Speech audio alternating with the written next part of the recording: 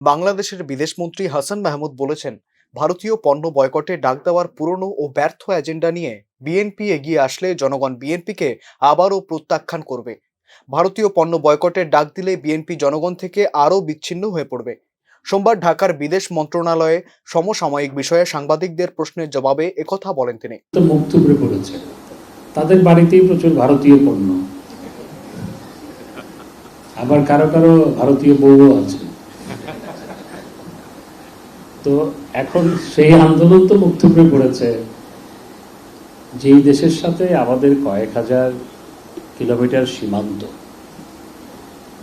যেই দেশ আমাদের 3 দিকে আমাদের সীমান্ত, সেই দেশের সাথে সম্পর্ক ভালো না রেখে আমাদের দেশের উন্নয়ন কখনো সম্ভব নয়, শান্তি স্থিতিও বজায় রাখা সম্ভবপর নয়। তো এই ভারতীয় পণ্য বর্জন, আসলে এটার মূল উদ্দেশ্য হচ্ছে দেশের পণ্যের বাজারকে অস্থিতিশীল করা এবং ভারতীয় পণ্য বর্জনের ডাক দিয়ে দেশে যাতে পণ্যের সংকট হয়, অস্থিতিশীল করা, এটি হচ্ছে মূল উদ্দেশ্য। এবং পণ্যের মূল্য বাড়ে, সেটি হচ্ছে তাদের উদ্দেশ্য। সেটি তাদের এই প্রচেষ্টা সফল হয়নি, সেটি তারাও জানে। এবং এখন যদি আবার নতুন করে সেই এজেন্ডা নিয়ে নামে, তাহলে সেটি আবারও জনগণ কর্তৃক প্রত্যাখ্যাত হবে এবং তারাও জনগণ থেকে বিচ্ছিন্ন হবে, এর বেশি কিছু হবে না। আর জোটের পরিধি বাড়ানো, ওটা বিএনপি জোট হচ্ছে আপনার এমন একটা জোট, হঠাৎ বাড়ে আবার কমে, বাড়ার কমের মধ্যে। ভারতের সঙ্গে বাংলাদেশের সুসম্পর্ক রাখা অপরিহার্য, কারণ দুই দেশের দীর্ঘ সীমান্ত রয়েছে। তিনি আরো বলেন, প্রতিবেশীদের সঙ্গে সুসম্পর্ক না থাকলে দেশের নিরবিচ্ছিন্ন উন্নয়ন প্রচেষ্টায় শান্তি ও স্থিতিশীলতা বজায় রাখা সম্ভব নয়। এ সময় বিএনপি নেতাদের আন্দোলনের সমালোচনা করেন হাসান মাহমুদ। বলেন, ভারতীয় পণ্য বর্জনের যে ডাক দিয়েছিল তারা তা মুখ থুবড়ে পড়েছে।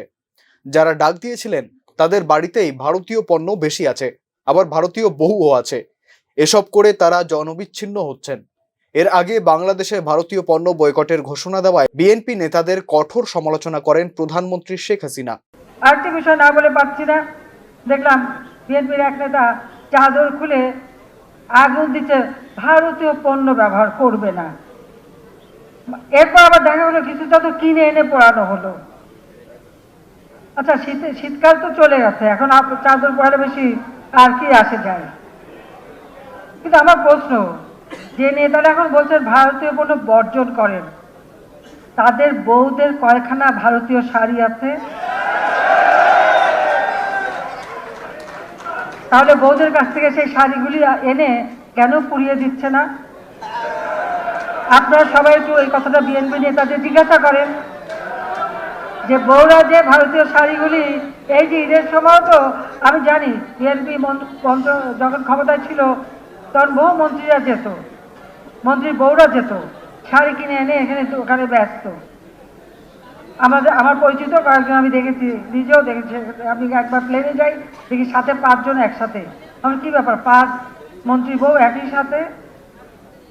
তো আমি আবার একটু ওখানে যে কলকাতা এয়ারপোর্টে আমাদের চেনাশোনা লোকজন ছিল, আমি ফেরার সময় কয়টা সুটকেস নিয়ে ফেলে, আর যাওয়ার সময় কয়টা আমাকে একটু খবর দিও। আমি যাচ্ছিলাম ব্যাঙ্গালোরে আমার বাচ্চাদের দেখতে, ঠিকই শুনলাম আমাকে। বাংলাদেশে ভারতীয় পণ্য বয়কটের ডাক কার্যত ব্যর্থ, একথাই প্রমাণস্বরূপ জানাচ্ছেন হাসিনা সরকার। ঢাকা থেকে মনির হোসেনের রিপোর্ট, নিউজ নাও।